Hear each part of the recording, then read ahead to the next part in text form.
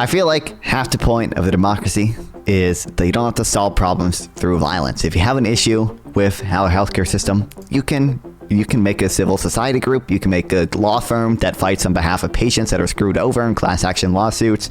You can make an interest group that lobbies the state or Congress to change these things. You can make a media company focused on all the misuse of denied claims or whatever, and try to change people's opinions.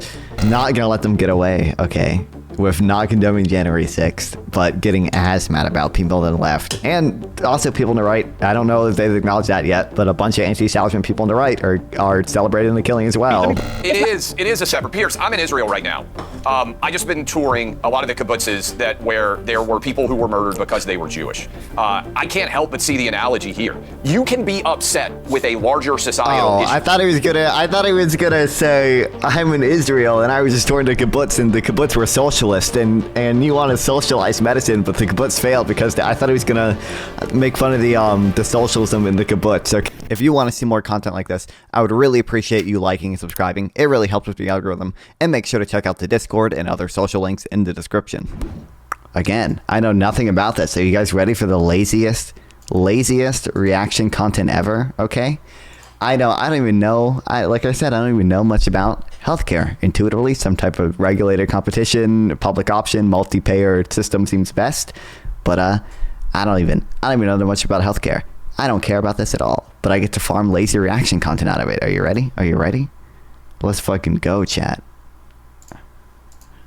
Vigilantes in New York City, a polarized debate this week, painting a vivid picture of America's divided morality. UnitedHealthcare CEO Briahna was shot dead in central Manhattan, a few minutes walk from the studio we often use to broadcast this show. The father of two's execution was met with perverse festivity, and yes, even joy. You're supposed to be on the caring, sharing left, where you believe in the sanctity of life. I do believe in the sanctity of life, and I think that's why I felt, along with so many other Americans, joy, unfortunately, because it feels like... Kill me, bro. Oh, no. Maybe not joy, but certainly... You know what? At least she bites the bullet. No, certainly not empathy. Because, again... We're watching the footage. How can this make you joyful? Sound broken or what's broken? What's wrong with the sound? What's wrong with it? Joyful. This guy's a husband, he's a father, and he's being gunned down in the middle of Manhattan. Why does that make you joyful? Of Americans that keep murdered. So are the tens of thousands of Americans, innocent Americans, who died because greedy health insurance executives like this one push policies of denying care to the most vulnerable people. Well, there's a massive global backlash to Taylor Lorenz and her joyful admission, but not everyone's lost their moral compass. Taylor did attempt to dig herself out of a hole, but ended up even deeper inside it. I take that back. Joyful is the wrong word, Piers. You think? As I clarified, yeah. Wow. You think okay. joyful is the wrong word? Yeah, sure, I'd say it is. Vindicated, celebratory, because again, it feels like justice in the system when somebody was... Wow, much better, bro. Nice save. I get okay. The actual genuine opinion I have on this, okay? I do have a little bit of opinion. I know I said I have none.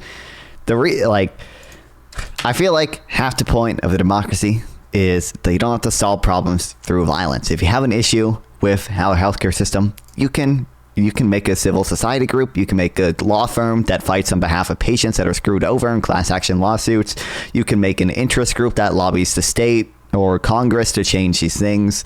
You can make a media company focused on all the misuse of denied claims or whatever, and try to change people's opinions. I feel like we should not be resorting to violence as a step one here. I don't know that's a good sign, but again, that's the only actual opinion I have on that. So even if this dude is evil or whatever, and he purposely killed 10,000 people by denying their claims or whatever, I feel like in democracy we kind of create we kind of have a democracy for a reason.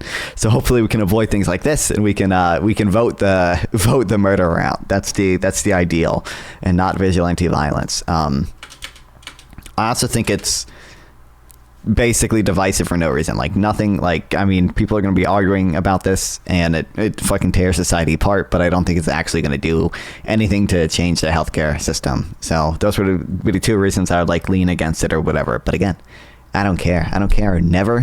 Never look into this. If I wasn't a streamer, okay, I'd so much rather just be reading right now, okay? But lazy react content, hell yeah, brother, let's go. Grimace said it all there. Whether it's joy, celebration, vindication, or justice, it's all plainly wrong.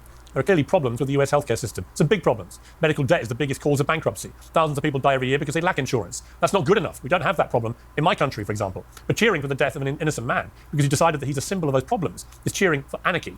Luigi Mangione has now been charged with the murder, shouting that his case is an insult to the intelligence of the American people.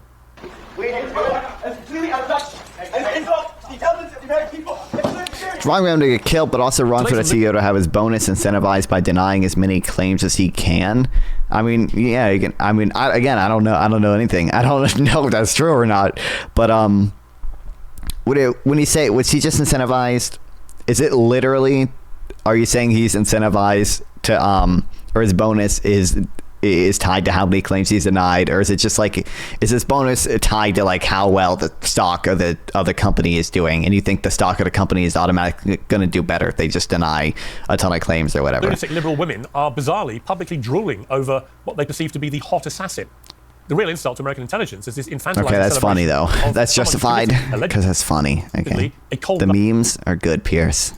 What you fail to consider. I compare the reaction from the left to the case of Daniel Penny, a US Marine Corps veteran who was finally acquitted of all charges for the death of Jordan Neely. I didn't want any type of attention or praise, again, never looked into this case. Did not even hear about it until he was acquitted. Until he was already acquitted. No opinions on it. Don't care. Would never look into it if I wasn't doing lazy React content. Let's go. The guilt I would have felt if someone did get hurt, if he did do what he was threatening to do, would never be able to live with myself. And I'll take 1 million court appearances and what's up, boss? You enforcer. And people hating me just to keep one of those people from getting hurt. Well, Neely was a tragic figure. That there's no doubt. A homeless drug addict and convict from a broken home. The system failed him. His family structures failed him. That wasn't why he died. He died because he was very aggressively threatening passengers on the subway, yelling he was ready to die or go to jail, and was prepared to potentially kill people to afford that eventuality. Daniel Penny placed him in a chokehold to restrain him. Other passengers who were on that train testified that they were terrified by Neely. What is this? Lazy React content, baby. Let's go. Kind of behavior also, why is my chat messed up? But Penny has been condemned by critics. Activist Tim Wise called him a racist, classist, ableist murderer. And on the steps of the courtroom, there was this. We need some black vigilantes. That's right. People want to jump up and choke us. See, like this is exactly what you don't want in a democracy, right? This is probably not the ideal situation. Oh, I forgot, Isaac. You're the CEO murderer Stan. I forgot about that. For being loud. How about we do the same when they attempt to oppress us? Right. I'm tired. Not a mention of what Neely was actually doing to terrorize the passengers on that subway, including women and children. People do not want to randomly jump up and choke you for being loud. That is race baiting and an incitement to violence. We're sick of it. Both of these debates are complicated because of the systemic problems they represent. But for those on the extreme left who have apparently lost their minds this week, let me make it very simple. Protecting terrified subway riders from a violent criminal is good. Murdering a businessman because you don't like his business is bad. End. Well, to debate this, I'm joined by Natalie Winters, co-host of Steve Bannon's War Room, Clay Travis, founder of Outkick. Why? Why her? Okay. Joy Gray, the host of the Bad Faith podcast. I knew she was going to be on this, but Ali, the host of Democracy-Ish. Truly the best people. I found Taylor Lorenz's performance on Monday night on the show utterly staggering. She was already in hot water for celebrating the death of this executive. To then say that her honest, genuine response to what happened was one of joy. And it was unambiguous. She may have recanted it when she realized what she'd said, but she said it in the moment. She meant it. She felt joyful that an executive, a husband, a father of 2 children, had been How do you not like the goat? I just feel like it's not a good way to solve problems. It's just I don't. Again, I opened the stream with saying I don't know anything about the CEO. It's just, one, it's divisive for no reason. 2, you never want to resort to violence in a democracy. I think half the reason we have democracy is so you don't have to resort to violence to fix these issues. Executed in the streets of Manhattan. What would you say about that? Yeah, so 3 things. Number 1, I can only speak for myself. I can't speak for the panel or anyone else. I'm against vigilante violence. I think it's bad for a democratic society when people, especially in a country that has more guns than individuals, take matters in their own hand and kill. True. Thank you. Unarmed individuals. I think personally that's wrong. Secondly, it's not just a left thing because Taylor does not represent the left as one person. True. But I don't know if the dislike and dislike thing was real because or accurate, I should say, because YouTube removed the actual dislike button, and now it's an extension that I think estimates it. But the Ben Shapiro video about it had 3 times as many dislikes as likes, and there are people in his comment section saying, actually hating the healthcare system isn't a left-wing thing. It's actually Yeah, Benjamin, you're wrong on this one, because it was all horseshoe theory, okay? It's been proven, vindicated. What would you do if those Democrats would fail to pursue the interest of people when it comes to healthcare? Oh, sorry, if democracies did. If the people in power are failing to do something that you want them to do, the reason we have democracy and freedom of speech and all these great things is because you have some amount of control of what the people in power do. You can, one, vote them out. You can, two, like I said earlier, like you can form a civil society group to like lobby the state or lobby Congress to fix these issues. You can make a media company that focuses on these issues to publicize the hell out of it. You can spend a ton of money advertising about it. You can even make a fucking PAC. You can make a PAC and donate to candidates, right? You can make a there was another thing I mentioned earlier, but yeah, like those are, you can make your own fucking political party. Like, what about if they were a king? This is the reason you don't have a king. Like there's what's the quote? There's only one way to get rid of a king, right? Something like that. There's only one way to get rid of a king. That's so wrong. It's like a there's like a quote or whatever. Like, again, like half the reason we have democracy or whatever is to make sure we can solve these issues through not violence. Focusing on the most recent data, 11% of Americans are very. I understand what people are upset about healthcare. I fail to see what that changes. The murder of Brian Thompson. I thought it was a brutal target. Oh, sorry, responded to the okay. And I, for one, did not celebrate the murder. Just make a YouTube channel focus on healthcare. I'm not going to just react to this because Micah makes really good content. I'm not just going to lazily react to it. But if you actually want well thought out, what the fuck? Well thought out thoughts on healthcare, go watch fucking Micah's video on it. I think he has a I didn't watch this whole video. I just like skimmed through it. Hello, everybody. Okay. Welcome. This is the only video on healthcare you'll need, okay? I'm not going to lazily react to it, okay? Because it has super, because it's actual good video, actual good content, okay? Okay, this is all you need to understand healthcare. Yeah. What do you think their healthcare comes from? Not celebrate a violent. Are you talking to insurrection against our free and fair elections, where people, some with weapons, attacked the Capitol Police, and then that Capitol Police that was defending the U.S. Capitol and senators was mocked and ridiculed by people on the right. And then finally, I'm really curious, Piers, and I'm sure you are as well. We have some gray hairs. I have never seen this type of response. The fact that this is the one thing that has united so many Americans. When I'm talking about the response to Brian Thompson's murder, you've seen people from the left, from the right, every ethnicity, every gender, people sitting there, and instead of having empathy, you see outrage. Sometimes you see celebration. You see people on social media, on TikTok, on Twitch, on Facebook, using their own, face, saying, this is what's happening. And this is where I think we should really reflect upon why are so many Americans, so many otherwise decent people, not necessarily feeling empathy, also sometimes being celebratory over the murder of a UnitedHealthcare CEO. And I think you talked about it, touched upon it. It's because in this country, so many Americans, because we have such a broken system where we pay so much. Hell yeah, AZ vocal local. Hell yeah, we Windows. I gotta find who because I got the rap too on like the streamer side for like who the most or who the most viewers were. Captain OK, you were on there. It was only for Twitch, not for YouTube. You guys don't count. It was this is the biggest fans. I don't know exactly how it calculates this. We got Poland, we got Jidiok somehow, even though that account is banned now. He has not been here in a while. I really don't know how he's number 2. We got Emerald Z, of course. Localist Party. Are you here yet, Localist? Shout out Localist. Shang Gang Gang, Grumple, shout out Grumple, and Captain OK. Shout out all these people here.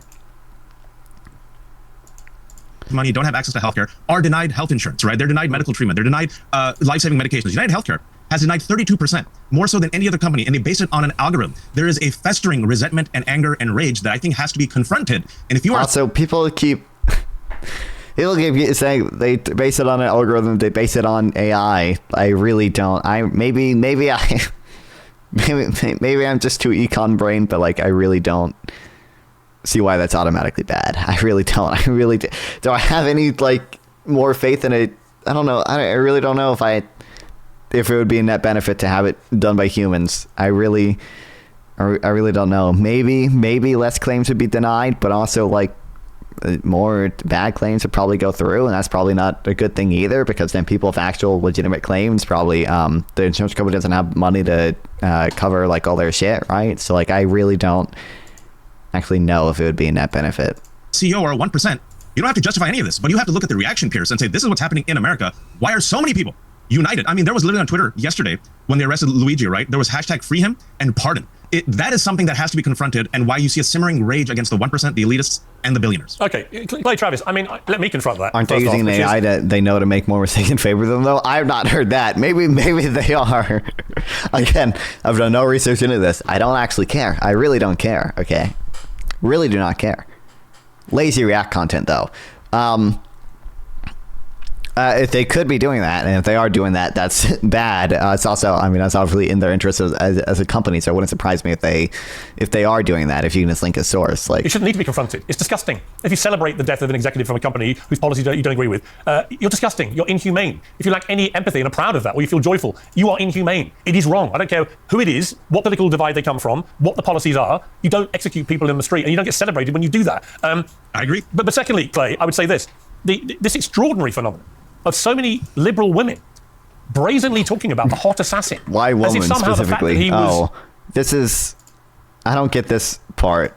Pierce really doesn't like that people are calling him hot. Like this, like people still call Ted Bundy hot. Like it's weird or whatever, but like, really, this is the big issue. Like looking in some way. Look, it's the most important aspect of this. A hot assassin is bonkers to me, Piers. That this would take off as it has is utterly ridiculous. But really, with the internet, do you go on Twitter? Do you go? Aren't there whole like Tumblr groups dedicated to fucking Ted Bundy or whatever, and like calling him hot? Like, look, I mean, this was a cold-blooded murder that we were all able to watch take place on the video monitors in Midtown Manhattan, and the thing I would point out is two things that usually happen. One, I do think there's a deeper story here. This is a incredibly privileged, it appears to be alleged, but seems like he is the killer based on all the evidence. He went to a $40,000 a year high school. He has double degrees from an Ivy League institution. That'd be nice, he has all the advantages and privileges that a rich kid in America would have. And he killed an executive who was the son of lower middle class, it appears, parents, who worked his way up based on his own individual merit and accolades. And so you have this incredible, if you want to talk about white privilege, this assassin is maybe the definition of white privilege. And he also used a gun. And usually anytime we have a shooting like this, almost immediately we hear that we need to have gun control. It appears this may have been a gun that he created using some sort of 3D creation, that is some sort of advanced technology. I haven't seen that. And we don't hear anything about gun control, and we don't hear anything about white privilege. And so in addition to the fact that a lot of crazy, broken-brained left-wing women like Taylor Lorenz can't find any man, so they decide to get all turned on by assassins, it's I think, evidence of for real, how the brother. left-wing's brain is broken, and they will use any situation to try to justify that which is unjustifiable. Yeah, Briahna, let me bring you in. Welcome to Uncensored. I believe it's your debut, so great to have you. Just on before we get to the shooting and the way it's been celebrated and so on, this whole issue of the hot assassin. I made the point on X earlier. Had this shooter executed a female CEO of a company, of a healthcare company, I don't think any women on the left would have gone public and talked about what a hot assassin he was. Do you? I frankly don't know that that's true, and I also think we can't erase how many men are also thirsting, frankly, after the claims adjuster, or as you have been describing as a hot assassin, Luigi Mangione. But I think the real point is that both sides of the establishment political aisle are desperate. Well, why did I expect anything different from Briahna? I don't know. Other than the fact that we have perhaps the most perverse healthcare system, or insurance system is a more accurate way to put it, compared to every other similarly wealthy country in the world. The reason you're seeing this outrage and sometimes kind of performative thirsting for the shooter is exactly because. What 3D printed? Where's the? I did not see that before. It didn't look like it. 68,000 people every year in the United States of America die because people like Brian Thompson, who run companies like UnitedHealthcare, deny insurance claims that could have saved the lives of their loved ones. And while there were a lot of words spent talking about the real fear of the people on the subway who had encountered Jordan Neely, it's important to note that Jordan Neely hadn't physically engaged with anybody on the subway. Well, I'm going to come to Jordan Neely, just to be clear. I'm going to come to. Let's separate the two stories, though. That was just an aside.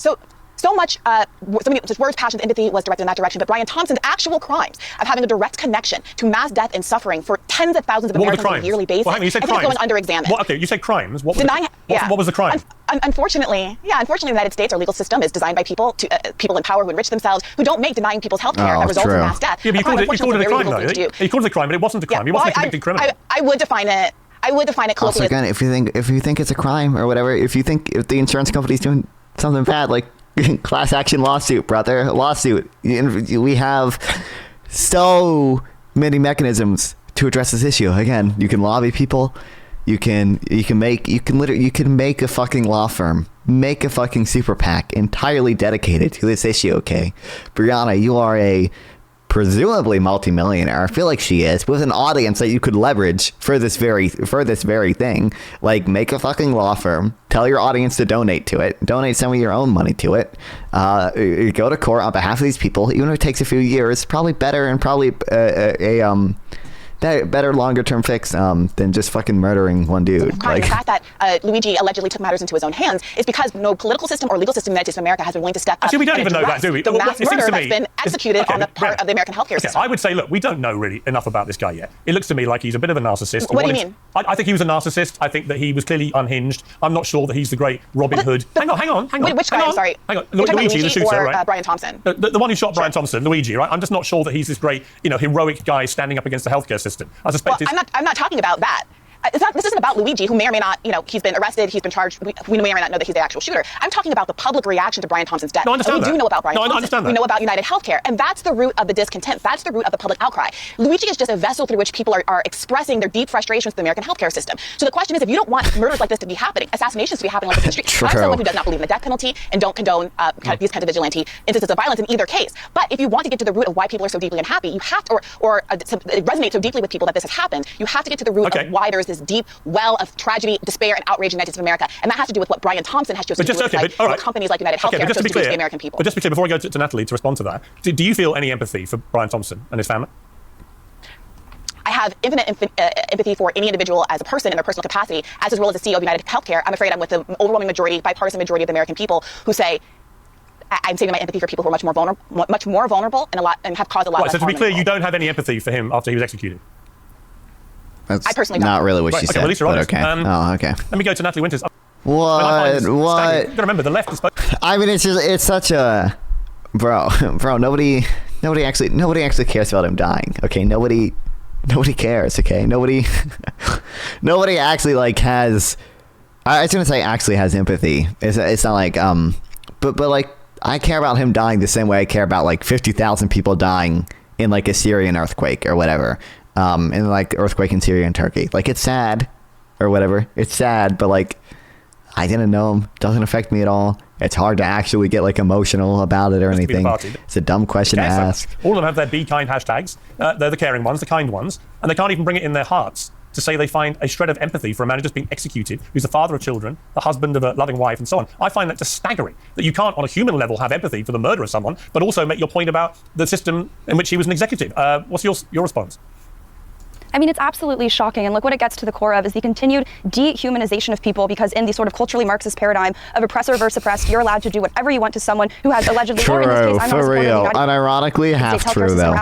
But it's not really just Marxism anymore, because all the anti-establishment people are binded together. So if you do anything anti-establishment, it's actually based. Okay. Problems that need to be fixed.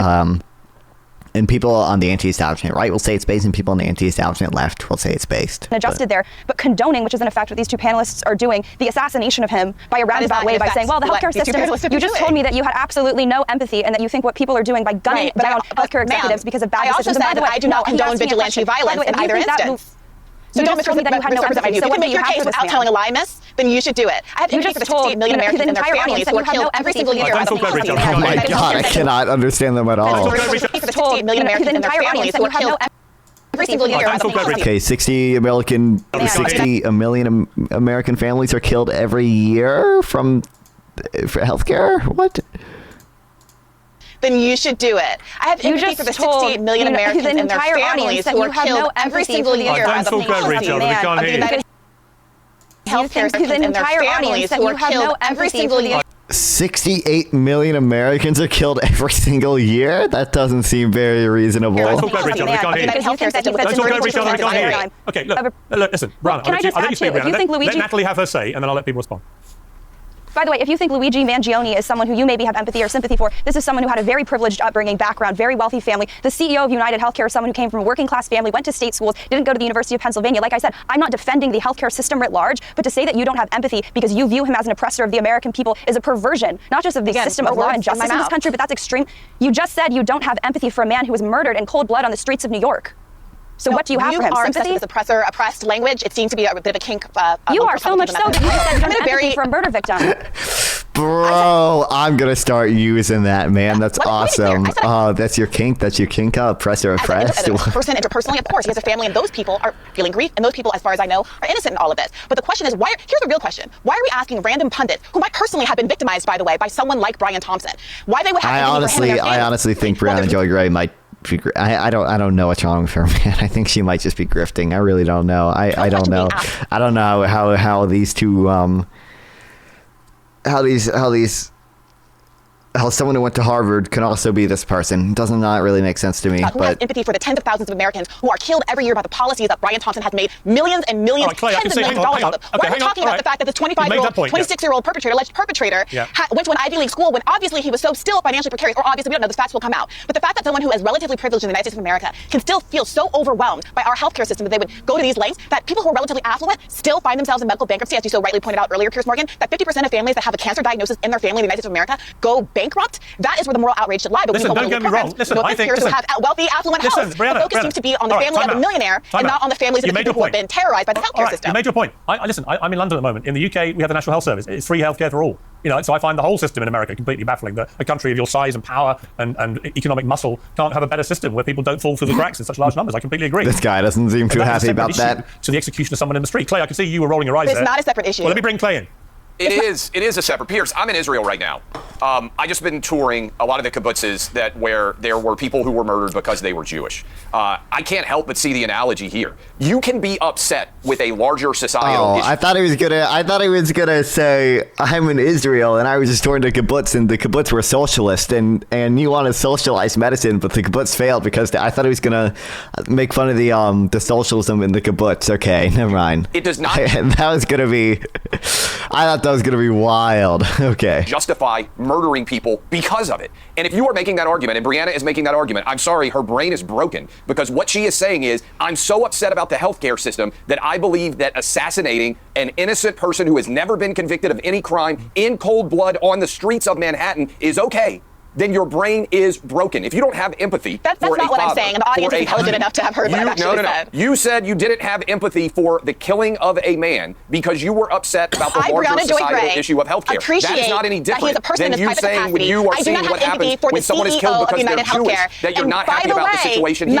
It's justified millions of Americans who've been victimized by Brian themselves. A larger societal issue that you don't like. And by the way, this is not a healthcare debate. Yeah, I want to play two. It is a healthcare debate. Hang on. It's a murder debate. Yeah, it's a murder debate, not a healthcare debate. Why do we care about this one guy? Because content, brother.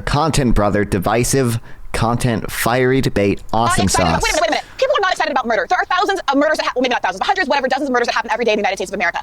And those perpetrators are not being celebrated by the public. The public right now is feeling empathy for Luigi. They are feeling some kind of catharsis, schadenfreude, whatever you want to call it. You're feeling empathy for an executioner, but not the person he executed. He's a cold-blooded assassin. No one should be feeling empathy for him. He's a rich kid with a broken brain, probably like you. Okay, I want to play two clips now. I want to play first of all a mashup of the reaction to our Taylor Lorenz Joy clip, which has gone very big in America. Let's watch this.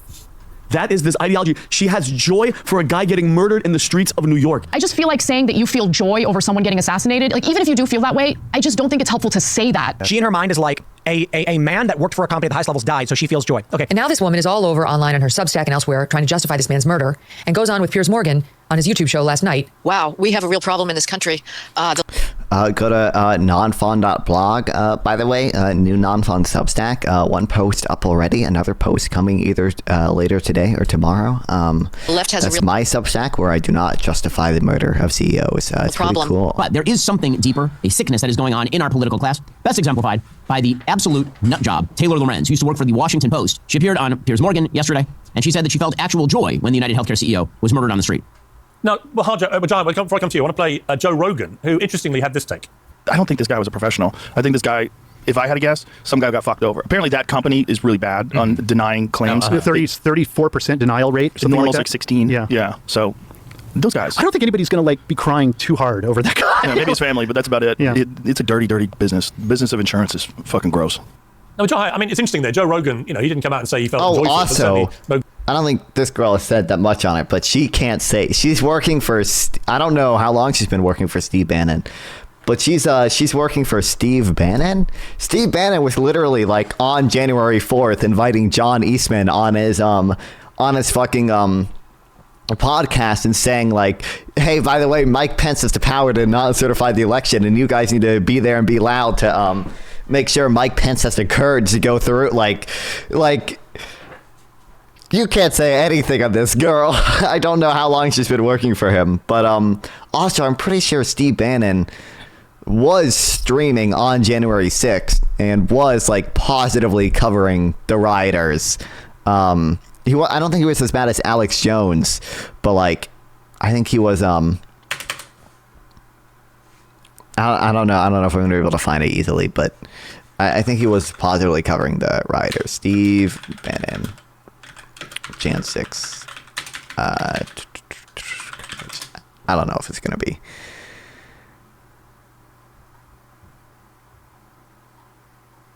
Yeah, I don't know, but I'm pretty sure.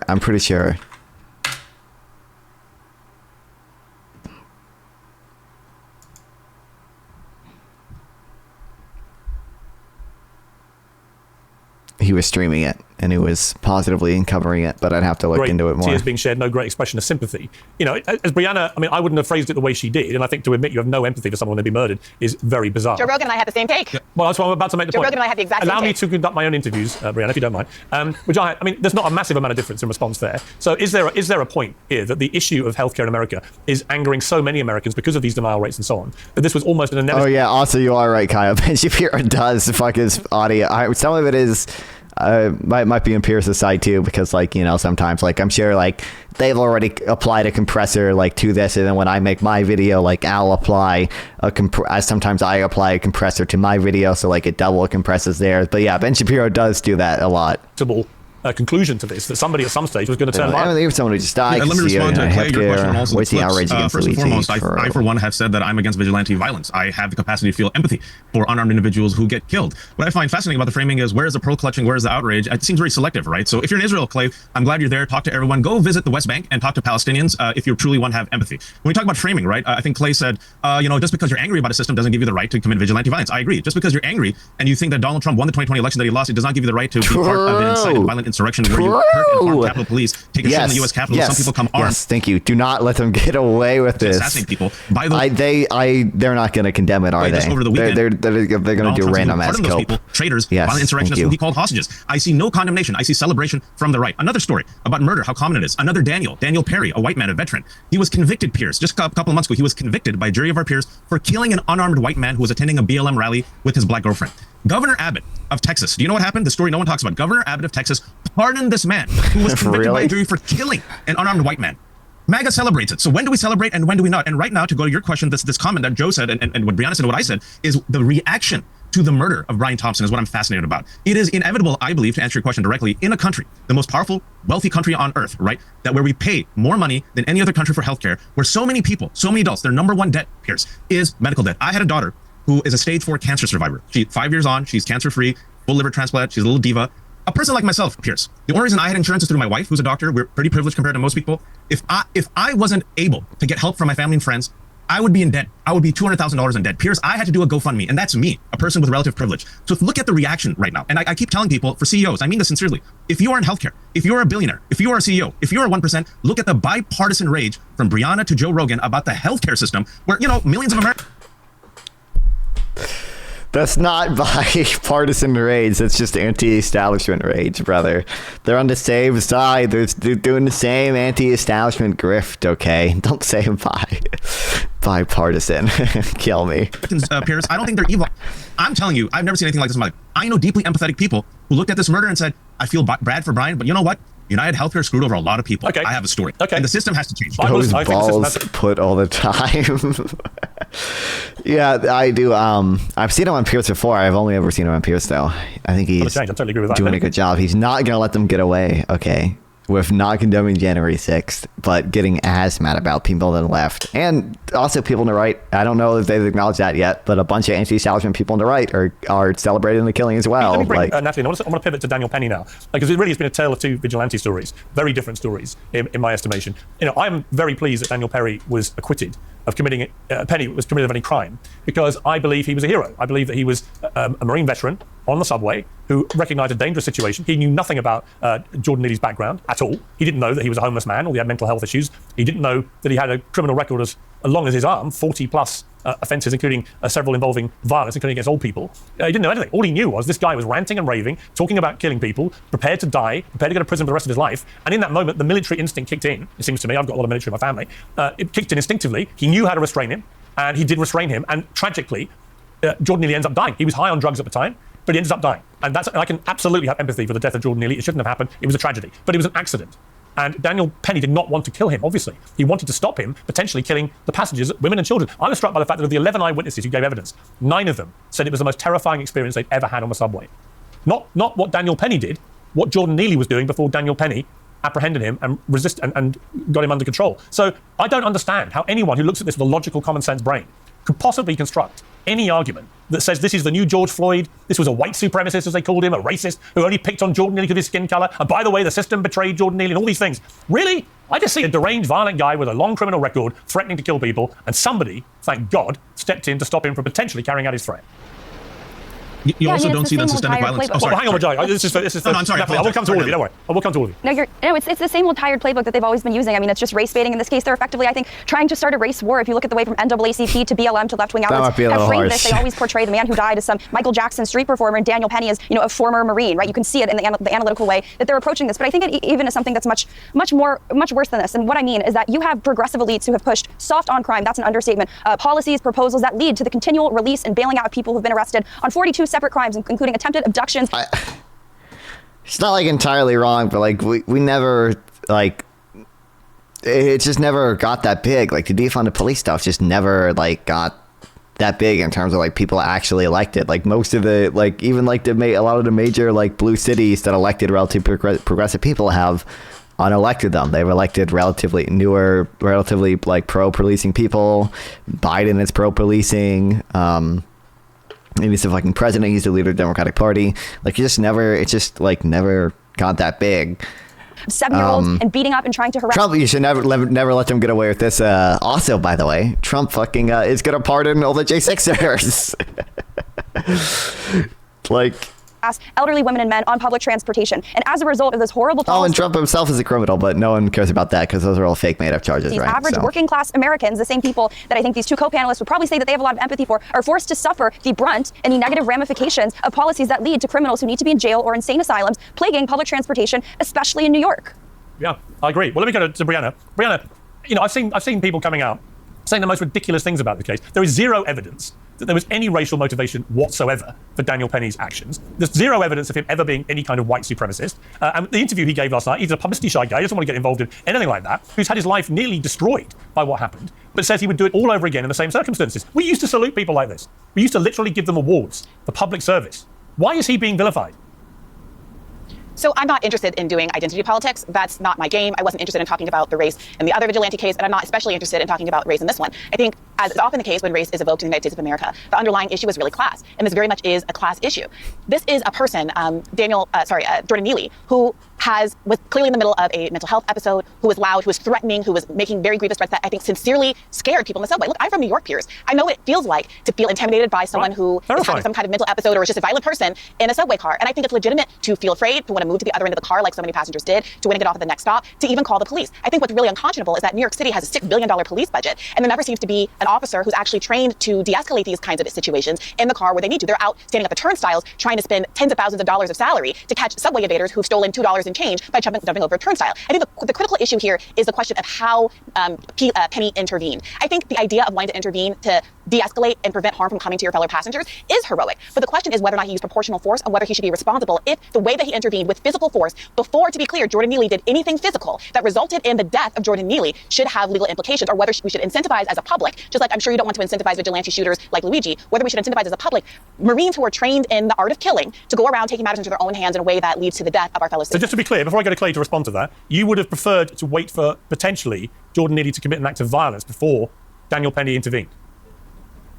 I don't think that you yourself use violence against someone first. I think that that's a goal that we learn in elementary school, that you don't put your hands on other people. So you would have preferred him to wait to see if he attacked a woman or a child or whatever, and then it would be okay. Not at all, Piers. I'm glad you asked for clarification. I think that Daniel Penny could have put his body between Jordan Neely and the other passengers, could have put his hands up, tried to de-escalate, and myriad ways I think we could imagine someone with proper training, like a police officer or a mental health professional, would have done. But I'm asking you, Piers, is it impossible for you to imagine a kind of de-escalation that didn't result in the strangled death of a mentally ill person? Well, listen, I'll come to Clay now. I mean, Clay, I wasn't there, you weren't there, none of us were there. And we do know it was all over in 6 months. Wait, she was there? He did it waiting for the police to arrive. He apparently applied a military technique where he applied pressure, then he took pressure off, then he applied pressure again. And that's a technique they use for restraining people, which is what the military are taught and trained to do. And clearly something went wrong. We don't know if it was affected by the fact that Jordan Neely was high on drugs and whether that affected things. We just don't know, right? What we do know is he died. That is a tragedy, and I feel absolute empathy for him and for everyone involved in that. And I feel it for Daniel Penny. But I don't see what Daniel Penny did wrong. He was trying to protect people. Well, neither does the jury. Right. Neither does the jury, Piers, and I think that's the big takeaway here. This was a racially diverse jury in New York City that looked at all the evidence surrounding Daniel Penny, and they unanimously said this guy did absolutely nothing wrong from a criminal context. I think it's a signature victory for people who want there to be a form of law and order. What was the actual... What was he charged? Was he charged with like actual murder, or was he charged with because there are like different, like if he was just acquitted on first degree murder or whatever, like it makes sense they would never be able to get around that. But like, couldn't you charge him with like it's like negligent homicide or like manslaughter? Was he acquitted? What was the exact charge he was acquitted on? I don't. In New York City, I don't know. I think it's important to recognize that if you couldn't get a conviction, if Alvin Bragg couldn't get a conviction on this case in New York City, it means virtually every jury in the entire acquitted of criminally negligent homicide. Okay. Would have said that there was no crime at all that was committed here by Daniel Penny. I also think it's important. You asked a good question, because there have been and there are people who are saying Daniel Penny is an evil white supremacist who needs to spend the rest of his life in prison, and they're simultaneously having hot flashes over the killer of the UnitedHealthcare CEO. Exactly. And how do you analyze that? To me, it all comes down to intent. Their brains are broken because what we examine in the law is the intent here. Yeah. Daniel Penny's intent when he got on the subway that day was not to do anything at all other than take a ride to wherever he was going. And then he felt compelled to act because he saw an issue of violence arise, and he felt like he needed to protect the people that were on that subway car. And the flip side, the killer of the UnitedHealthcare CEO traveled there and in cold blood planned, plotted, and executed, as an assassin would, a man he shot with his back against him that never saw the moment that he would be killed. The intent is one, first-degree murder. The intent in the other is try to prevent a potential murder or violent act. They aren't in any way similar, and it really boggles my mind, Piers, that anyone could even try and analogize the two. Because again, the only way you could come up in that scenario with that situation and in any way analogize them is if you are functionally incapable of applying basic logic. Let me bring Wajahat in here. I mean, Wajahat, hang on, let Wajahat respond. I just want to give a response just for people watching why there's a series of responses from a lot of individuals, right? Especially when it comes to people of color, not just people of color, some white people, because they understand the history of America. Systemic violence against people of color, especially black people, by white men, that goes unpunished. I agree with a lot of people that I don't think Daniel Penny, wanted to kill Jordan Neely. Facts matter. Jordan Neely, according to all the eyewitnesses, did not touch a single person. Yes, he was acting erratic. He threw his jacket. He yelled. He screamed. He said, "I don't care if I live or die." One woman in particular said that she feared that he might have made a lunging motion. That's when he took him in a chokehold. I believe that chokehold lasted too long, 6 minutes. He was killed. There was someone in the video who said he can't breathe. He can't breathe. Neely, the street performer whose mother was killed and stuffed in a suitcase, and after that he had a mental breakdown. He was found not with a gun or a knife. You know what I found in his pocket? A muffin. Before any of the details came out, though, the right wing celebrated this man and this murder, right? The right wing also celebrated the guy, Daniel Perry, the other veteran who killed an unarmed white man. The right wing also celebrated... You're being a bit disingenuous, Jai, and I'll tell you why. No, wait. Well, hang on. Let me tell you this way. Go ahead. Just let me finish. Okay, you finish, and I'll tell you why you're being disingenuous. Sure. Oh, please. boy. Okay. So Kyle Rittenhouse, also acquitted, celebrated as a hero. The violent insurrectionists, mostly white, celebrated as heroes. Yeah. So you see a double standard here, and a lot of people see, oh, this keeps happening when there's a white man or certain white people who kill black folks. Like, example like this. Ahmaud Arbery, a modern-day lynching in Georgia. This man was guilty while running black... I know Kyle Rittenhouse, obviously, but I have no clue the specifics of the other case he's talking about, so maybe... In his neighborhood. He was just jogging in his neighborhood. Maybe there's something to them, but I really don't know. The DA at the time, twice, Pierce, refused to bring up charges. The only reason we know about it is a local attorney released the video. And then they're now in prison for life. Look, the reality here is the only reason Daniel Penny got charged with a crime was because he was white. That's the only reason they charged him in New York City. If this had been a black guy doing what Daniel Penny did, there would have been no charges brought. If he had been choking a white guy, there would have been no charges brought. Let me make this point. Identity politics. Let me make this point to Wajahat, which is, you make out the guy just had a muffin on him, right? I mean, what was the need to do what you did? Well, okay, he had a 42 arrest record from 2013 to 2021, so that's an 8 year. Did anyone know that at the time? Nobody knew that. Hang on. No one on the car knew that. No, I'm just talking about the reality of who Jordan Neely was and what his record was, right? Right, but the subjective reality in the car is what matters. Hang on, let me finish. Allow me to finish. You may not want to hear it, but allow me to finish. Right? In 2015, he was arrested for attempting to kidnap a 7-year-old girl. The high school of Kyle's mother, that's wild. A 67-year-old woman, and she left a subway station in Lower Manhattan. She got a broken nose, a fractured orbital bone, bruising, swelling, substantial pain in the back of her head in the attack. He pleaded guilty. From January 2020 to August 2021, he was arrested for public lewdness after pulling his pants down, exposing himself to a female stranger, misdemeanor assault for hitting a woman in the face, criminal contempt for violating a restraining order, all 3 cases within awesome. This is a guy with a prolonged history of violence, attempted kidnap, appalling stuff, right? He's not just a guy carrying it. He's not some innocent homeless. I mean, he couldn't. He's not just some innocent. He couldn't have. The guy didn't know that, right? Would probably be the argument. Like the guy who restrained him, there was no way he could have known he had a history of criminal violence. Like, homeless guy clutching a muffin, right? He's a violent guy. On the day he was choked to death, he did not touch a single person, and he had a muffin. But let's not pretend he was some kind of angel. But this is, here's what I would say. On the day he was choked to death, this is a failure of New York City. Each other. Clay? What I would say about what you just laid out. Briahna, wait a minute, please. If you talk over each other, we can't hear anyone. Listen, please allow me to bring in each guest when I want to, because otherwise the viewers can't hear a word anyone's saying. I hear this all the time from viewers. Like, get in there, Piers, because they all talk over each other. Clay, then I'll come to you, Briahna. What I think you're laying out is actually a huge part of this story, Piers, which is the reason Daniel Penny felt compelled to act is because New York City has failed to take violent criminals off the streets despite their violent criminality. Yep. And that is why so many people, including Briahna herself, said they are nervous when they get on the subway in New York City where crime had skyrocketed. The context in which this occurred, the city of New York, which tried to put Daniel Penny in prison, actually failed not only Daniel Penny, but Jordan Neely. Because if they had adequately punished him for the violent acts that he had engaged in, he wouldn't have been on the subway that day, and there wouldn't have been any need at all for the vigilante act to the extent that it's vigilante in any way, which I don't believe it was, and the jury didn't find it was. This is a symptom of the failure of not only New York City, but many other big left-wing blue city, blue state decisions when it comes to prosecuting violent crimes. They lead to more violent crimes, and we end up in situations like these, which never should have occurred. Jordan Neely shouldn't have been on the street that day. He should have been behind bars for his violent acts. I agree. Briahna. Well, let me use the exact same logical formulation that our friend here just made. That Luigi Mangione had to act because our legal system and our political system has failed to address the overwhelming crisis of the U.S. health system. That's exactly how you framed it with respect to the vigilante killing of Jordan Neely. Because the state had not let me disagree with someone. Let Briahna finish her point, then I'll bring you in, Natalie. Natalie, I'll bring you in after Briahna. Let Briahna finish her point. Yeah, I'm not making the argument, but I am parroting exactly the framing that the gentleman there just used. That because the state didn't intervene in the way that he thinks they should have intervened with Jordan Neely. And I agree, but by the way, I agree that the state failed him, not because they think they need to lock mentally ill people up forever and throw away the key, but because we have another crisis in America that's related to this healthcare crisis, that is a healthcare crisis, with respect to not having enough social support for people who are having mental health crisis. Jordan Neely's inability to get the medication that affected his mood, that brought his mood down, is a significant part of the story and comes right back to the healthcare CEO situation. But if you understand, if you believe that it can be a vigilante killing that is justified in your view on the subway, I think you have to look deep within yourself and ask why you're doing so much hand-wringing about the public outcry, the public celebration, Schadenfreude, again, however you want to describe it, about the CEO killing, when the CEO is responsible. Because one meant to do it and the other one didn't. It's Jordan Neely could have ever imagined. And also, Jordan Neely has a history of violence. This is important, why the analogy falls apart. Jordan Neely has a history of violence. Which he couldn't have known, right? That failed in New York. I don't really know if that. And that's why the action had to. Oh, well, he's going to do the Southern crime thing here. How long was the guy in prison for? Should he have been in prison for longer? I don't know. It's possible New York does some cringe shit on crime. I don't know.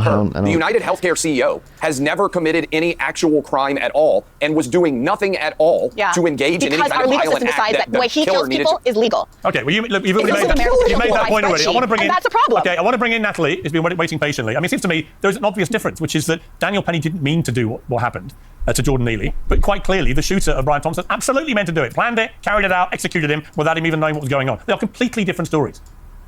Yeah, I mean, I really think we should take a step back here, and I don't just mean it because the left is essentially defending violent, homeless people who are attacking and harassing Americans, trying to abduct children, but I mean the fact that this slippery slope logic chain that you're hearing right now is why you saw 2 assassination attempts against President Donald J. Trump. In other words, if you think or you disagree with someone's politics, you are allowed to use outside the system change to try to effectuate whatever goals you may deem appropriate for this country. And by the way, this goes all the way. God damn, 42 arrests. How long was he actually in prison for? Was he,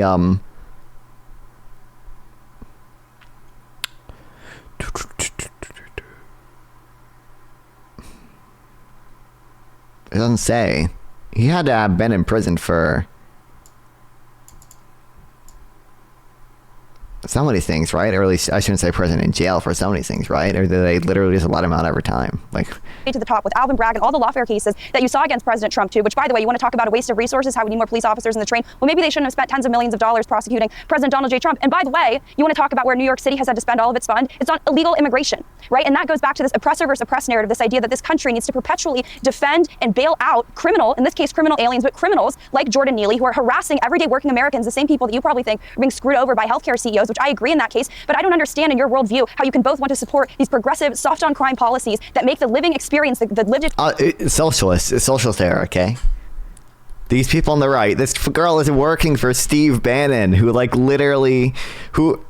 arguably helped incite January 6th. Arguably, he helped incite that. He literally, again, like at his podcast with John Eastman, just lying to his audience that Mike Pence could not certify, or has the power not to certify the election. She should not be able to, the anti-establishment right shouldn't be able to criticize the anti-establishment left for celebrating the killing when all the people in the anti-establishment right are celebrating it too as well. Experience the working daily commutes of average Americans. They have to face crazy homeless people who are trying to kill them because their tax dollars are being used to house illegal immigrants in homes that are nicer than the very homes that they live in. And by the way, might I just add, I am so down to have a conversation about the healthcare system in this country, but I'm old enough to remember that the entirety of the left, the Biden White House, weaponized millions, if not hundreds of millions of dollars to censor the entire conservative movement, saying that we were absolutely crazy because we dared to question where COVID came from. We dared to question, healthcare and big pharma. Oh, kill me. Profits on vaccines and mask mandates. If you're doing this, and no, if you are this far in the anti-establishment right or whatever, no, you don't get to criticize the anti-establishment left for celebrating the killing. Okay, when you wouldn't,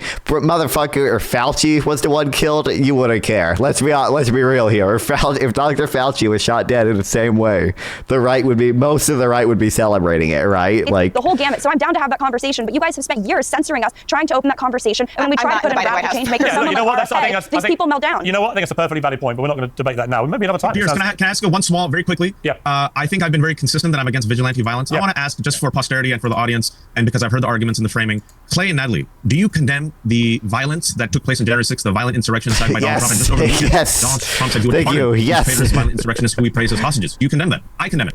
Okay, so all of these people have been punished in January 6th, wildly in excess of how violent criminals have been punished. I don't know. Trump hasn't been punished. The 6 co-conspirators like John Eastman have not been punished. I don't know. A lot of the rioters have been, but it wouldn't surprise me if Eastman and Chesbrough and all those lawyer people end up getting pardoned too. Do you think that they should go to jail? For virtually every... He wants to say nobody can't. I guarantee. Does this guy have his own show? I guarantee you. Go to this guy's videos, like when the January 6 people were first being put in trial. He's not gonna be saying, "Oh, I think it's right to put them on trial, but they're suggesting to do it for too long." No, he's gonna be 100% defending it. There's no shot that in his videos he's just like, "Nah, they've been it's just too long." Their crime in Washington D.C. So they have done their time. I believe every single one of them should be pardoned. That's not even. It took years for some of them to go to trial, right? What's up, Tubby? Welcome to the stream. But give taken Luigi. I don't have a strong opinion on it. My only opinion is that in a democracy we should try to have mechanisms for which we don't solve problems through violence, and Luigi probably did fail that test. But that's the only opinion I have on it. I don't know. There were people only sentenced this year. So I don't even think this is true. If we just look up Jan 6th rioter sentenced, I'm sure there'll be an article. Yeah, this is this year. 4-man sentenced for actions during January 6th Capitol Reach. 8 years in prison, 36 months in prison. These people it takes a while for all these court cases to get through our system, especially if they have good lawyers and appeals and stuff. But in democracy, we should not kill people en masse by denying healthcare. I understand that's an immoral thing to do, but we have mechanisms by which to solve this not through violence is the position. Just like Hunter Biden, who didn't do any of his time, has been pardoned. And by the way, just like virtually every single BLM rioter has been pardoned as well. Is anybody in prison right now? No clue that's true. That doesn't even. I'm sure some of the BLM. Has Biden pardoned a single BLM rioter? I don't actually know. He could have, but I really don't know. And then Biden pardoned BLM.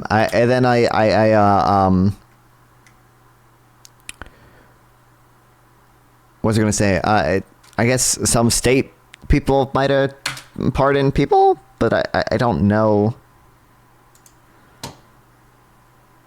I don't really think that's analogous or whatever, but like, no, I don't. People have been complaining about it for years. I mean, we've done healthcare reforms in the past. What do you mean? Like, we got the ACA passed. Like, we have mechanisms through solving this, not through violence, clearly, even if they're not being utilized right now, and that's why the problem isn't solved. Like, complaining isn't enough. You do have to actually do things, and things have been done. Like,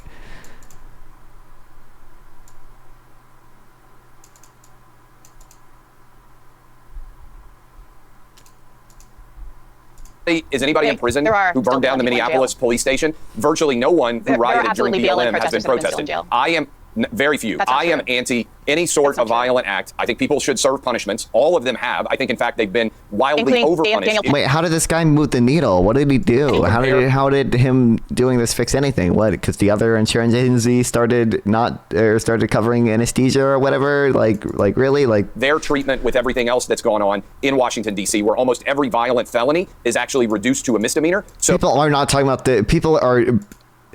Motherfucker, what do you mean, what might? It's a Share SM7B, brother. What do you mean? Like the microphones, what everyone uses.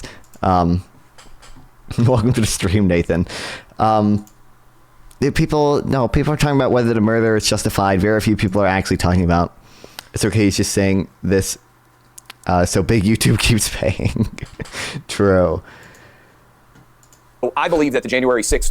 what was I saying? Oh, yeah, people are barely talking about the actual problems with the healthcare because of this. They like, Briahna and Joey Gray, like, briefly mentioned it or whatever, but, like, no, they're primarily just talking about, like, whether vigilante violence is justified. Convictees have all served far... And also, if your position is that people have been complaining about it for years, and, like, what, then now your position is that at least people are finally talking about it. In excess what they should have. No. I believe nice at this one, point in time, No, they should all be actually. No, I listened very carefully. In fact, what Clay was saying, Wajahat, he condemns all violence. So he says that those who... I don't know. He said those who committed violence on the day... Except when perpetrated by I've been arguing for years that anybody who riots, anybody who loots, regardless of their motivation, Democrat, Republican, Independent, they should be prosecuted. Yeah. But I believe the January 6th individuals have all been prosecuted in excess. Most of them have already served their time. I would pardon them. I would also, by the way, if you want to get into who Clay Travis would pardon, I would pardon Eric Adams, because I think he's being targeted for politics. I think we have to get out of the world of targeting primarily people for... Bro, no shot. Bro, Eric Adams' grift is gonna work, bro. He is trying. His master plan. You can get away with any crime if you just grift as a Republican and then beg for a pardon for Trump, okay? Oh, kill me. Politics from our Department of Justice. I think that has to end. Before we let everyone go, I want to, given where you are right now, Clay, obviously over in Tel Aviv, I want to start with Wajahat here about what Israel has been doing in response to the extraordinary deposing of Bashar al-Assad, the Syrian dictator. Israel's gone in. They struck 350 military sites across Syria. They say they've destroyed most of the country's strategic weapon stockpiles in the last 48 hours. Are they wrong to do that? Yes, Israel's policy under Benjamin Netanyahu has been the following: de-escalation through escalation. I'm not making that up. That's an exact quote. De-escalation through escalation, which is like saying we will have to kill them to save them. Here we have something remarkable in our lifetime. 6 decades of tyrannical rule of a dictatorship is being overthrown. And we've seen the rebels do something amazing in the past week, Piers, right? You're seeing not Sunni versus Shia violence, not Sunni versus Christians. They're actually uniting. And preemptively, Israel has done a massive bombing campaign that's taken out their navy. There were clashes between the Free Syrian Army and the Kurds, though, right? Don't they still occasionally fight each other? Taking out their missile defense system, taking out their tanks, I saw that on the map. This is the same country that is occupying illegally Palestinians, that is building settlements, that has killed over 43,000 Palestinians in Gaza, broken humanitarian laws, committed war crimes, committing more war crimes right now. And also want to remind people that Israel, for the first time in 50 years, has moved troops into a buffer zone in Syria. How does this de-escalate anything? I think this is just... Well, the buffer zone with a government that no longer exists, which is why they took it. But, sure. More escalation. Let me get a response. Clay, I know you've got to go, so let me get a response from you, given you're over there. Yeah, so I toured the Nova Music Festival yesterday, Piers, where over 400 innocent young men and women of all different backgrounds were brutally murdered by Hamas. on October 7th. I also went and toured all the kibbutzes, including Nir Oz, where I talked to people who hid with their children inside of the bomb shelters for hours as their neighbors were brutally murdered and kidnapped by Hamas. So I don't blame Israel at all when it comes to Syria for taking out the weapons, which were almost all provided by Iran and Russia, and would be potentially used against Israel, depending on who ends up in a position of power there. Assad was a bad man, but a lot of bad men have been in power in the Middle East. I'm not sure whether things are going to get better or worse in Syria, but if I'm in Israel right now, if I were an Israeli, I would want as many of the weapons that Syria has that are weapons of war that they could use in the event that these guys who used to be members of Al-Qaeda and ISIS, violent terror Don't groups, necessarily make it justified. There's plenty of things that we want that are against international law and not necessarily morally justified, but less weapons than more. And I think it is a continuation of what to me is a highly justified and morally just response to the depredations and attacks of October 7th by Hamas, which were then followed up with Hezbollah. Right, and what is the feeling of the people over in Israel? Because Netanyahu was very unpopular after October the 7th for many months, with people wanting the mission against Hamas to go ahead, but also wanting him gone. Very, very... Dude, tell me, we did do things in the last 20 years. What do you mean multiple states have done healthcare reforms? The federal government did the ACA. Like, thank you very much, Nathan, for the $5. I appreciate it, brother. Thank you. We have done things. Just because we haven't done every single thing you want doesn't mean we haven't done things. Like...